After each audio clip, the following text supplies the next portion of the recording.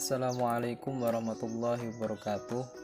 Perkenalkan, nama saya Ahmad Fathan Fatoni. Saya mahasiswa program studi pendidikan guru madrasah ibtidaiyah semester 2 kelas 2A Universitas Nahdlatul Ulama Sunan Giri Bojonegoro. Membuat video ini untuk memenuhi tugas mata kuliah Aswaja dengan dosen pengampu Bapak Ustadz Ahmad Muhyiddin MPD. Selamat menyaksikan.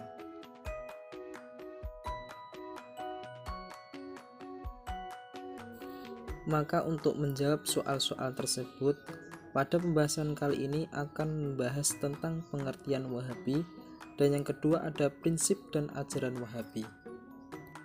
Sebelum kita membahas tentang Wahabi atau aliran non-ahlus sunnah wal jamaah, maka kita akan membahas tentang Aswaja atau ahlus sunnah wal jamaah terlebih dahulu.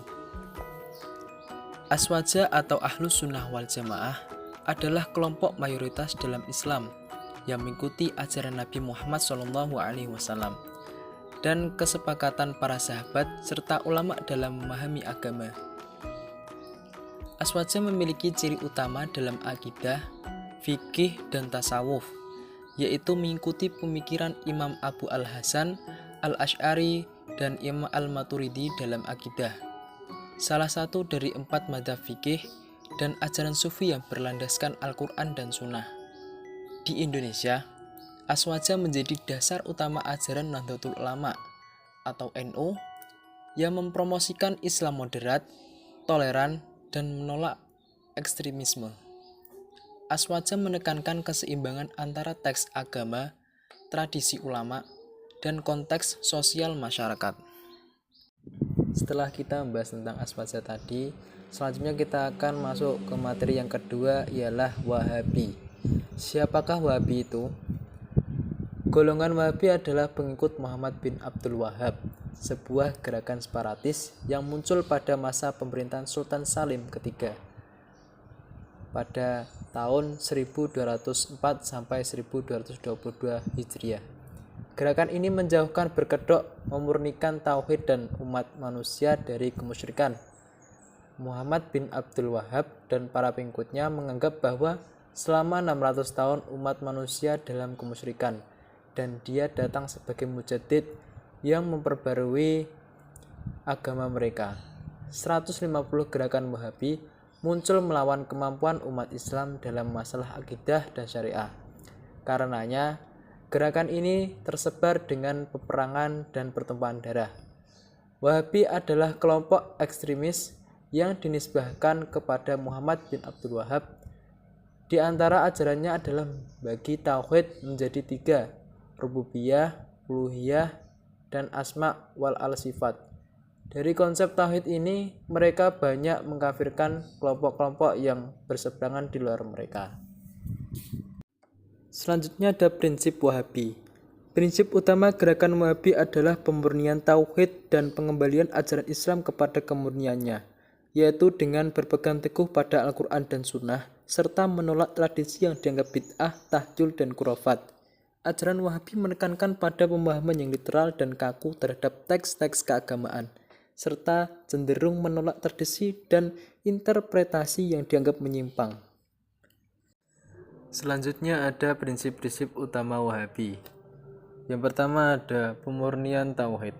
Wahabi menekankan pentingnya memurnikan tauhid atau keesaan Allah dengan menolak segala bentuk syirik, penyembahan berhala, dan segala bentuk praktek yang dianggap menyimpang dari tauhid.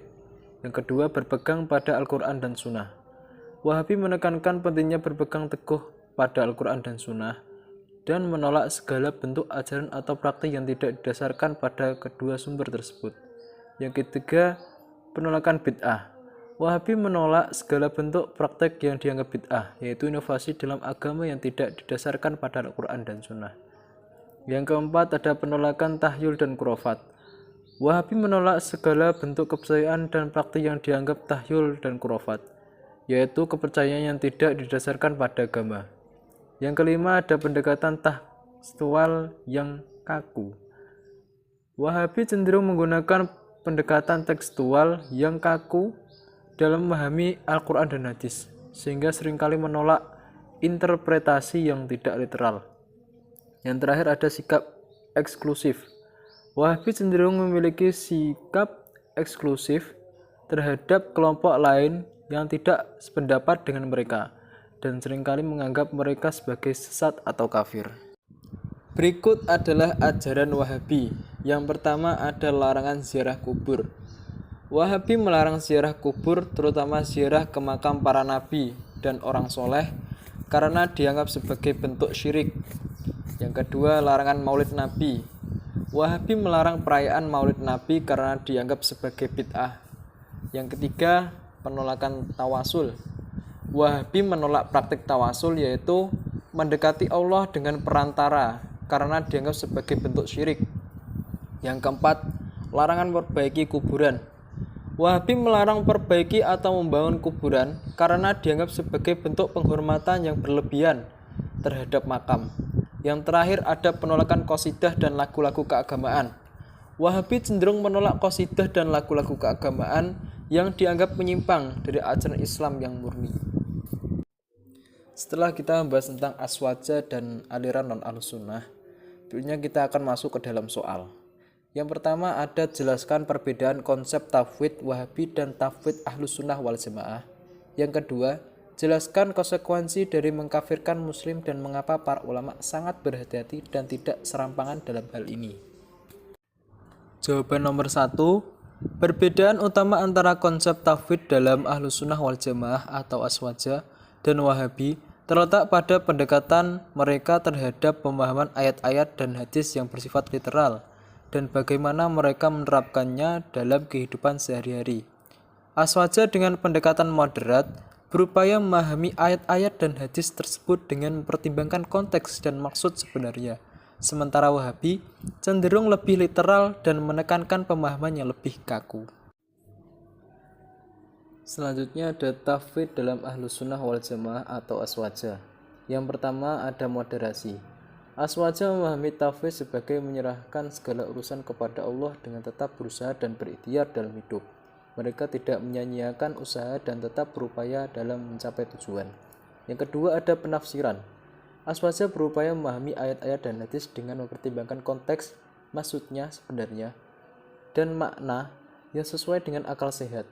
Mereka menghindari pemahaman yang terlalu kaku atau literal yang dapat mengarah pada kesalahpahaman. Yang ketiga ada terapkan dalam kehidupan. Aswaja menerapkan tafwid dalam kehidupan sehari-hari dengan tetap berusaha dan berikhtiar dalam mencari rezeki, belajar, bekerja, dan perbaiki diri. Yang terakhir ada kebebasan berpendapat. Aswaja menganjurkan kebebasan berpendapat dan berdiskusi dalam memahami ajaran Islam. Mereka tidak menentang berpendapat orang lain selama tidak menyimpang dari ajaran yang benar. Selanjutnya ada tafwid dalam Wahabi. Yang pertama ada kekakuan. Wahabi cenderung memahami tafwid dengan lebih kaku, dengan penekanan pada pemahaman literal ayat-ayat dan hadis. Yang kedua ada pemahaman literal. Wahabi seringkali memahami ayat-ayat dan hadis yang bersifat literal tanpa mempertimbangkan konteks atau maksud sebenarnya. Yang ketiga, terapkan dalam kehidupan. Wahabi menerapkan tafwid dengan cara yang lebih ketat, seperti menghindari segala bentuk bid'ah dan khurafat, serta berusaha untuk memurnikan tauhid dengan mengabaikan tradisi atau praktik yang dianggap menyimpang. Yang terakhir ada pembatasan berpendapat. Wahabi seringkali menolak pendapat atau praktik yang dianggap menyimpang dari pemahaman mereka, dan mereka cenderung menekan kelompok yang berbeda pendapat dengan mereka. Selanjutnya ada perbedaan utama. Yang pertama ada pendekatan pemahaman.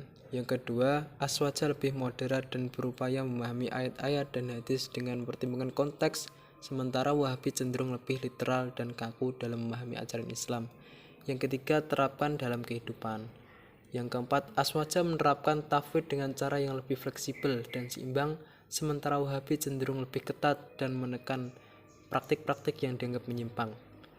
Yang kelima, kebebasan berpendapat. Dan yang keenam, aswaja menganjurkan kebebasan berpendapat dan berdiskusi, sementara Wahabi cenderung menolak pendapat atau praktik yang berbeda dengan pemahaman mereka. Dengan demikian, perbedaan utama antara tafwid dalam aswaja dan Wahabi terletak pada pendekatan moderat aswaja yang menekankan pemahaman yang lebih komprehensif dan fleksibel serta pendekatan kaku Wahabi yang menekan pemahaman netral dan ketat dalam menerapkan ajaran Islam. Selanjutnya kita akan membahas tentang soal nomor 2, yaitu jelaskan konsekuensi dari mengkafirkan muslim dan mengapa para ulama sangat berhati-hati dan tidak serampangan dalam hal ini. Kali ini kita akan menjawab soal nomor 2. Sepanjang sejarah kita saksikan betapa mudahnya sebagian pihak mengkafirkan muslim lainnya, seolah-olah mereka tidak takut dengan ancaman dari penggalan hadis Nabi ini. Barang siapa memanggil dengan sebutan kafir atau musuh Allah, padahal yang bersangkutan tidak demikian, maka tuduhan itu akan kembali pada penuduhnya. Hadis riwayat Bukhari dan Muslim. Berdasarkan prinsip kehati-hatian yang terkandung dalam hadis di atas, maka para ulama berhati-hati untuk menjatuhkan vonis kafir kepada sesama muslim. Ada juga yang berpendapat Qadhi Iyad yang bermadzhab Maliki menulis kitab yang sangat terkenal, yaitu Al-Shifa bin Ta'rif Hukuk Al-Mustafa. Beliau menukil pendapat para ulama wajib menahan diri dari mengkafirkan para ahli ta'wil, karena sungguh menghalalkan darah orang yang sholat dan bertauhid itu sebuah kekeliruan.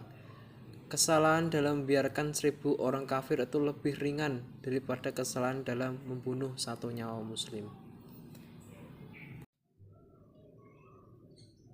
Dari penjelasan-penjelasan tadi terlihat jelas kehati-hatian para ulama meskipun ada sekian banyak bukti yang mengarah pada kekafiran saudara kita. Namun jikalau masih terlihat satu saja alasan untuk menetapkan keislamannya, para ulama memilih satu alasan tersebut dan menahan diri untuk mengkafirkan orang tersebut.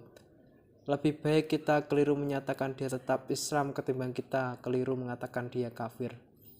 Lebih baik kita keliru memaafkan dia ketimbang kita keliru menghukum orang yang tak bersalah. Sekian, terima kasih. Kurang lebihnya mohon maaf. Wassalamualaikum warahmatullahi wabarakatuh. Semoga bermanfaat.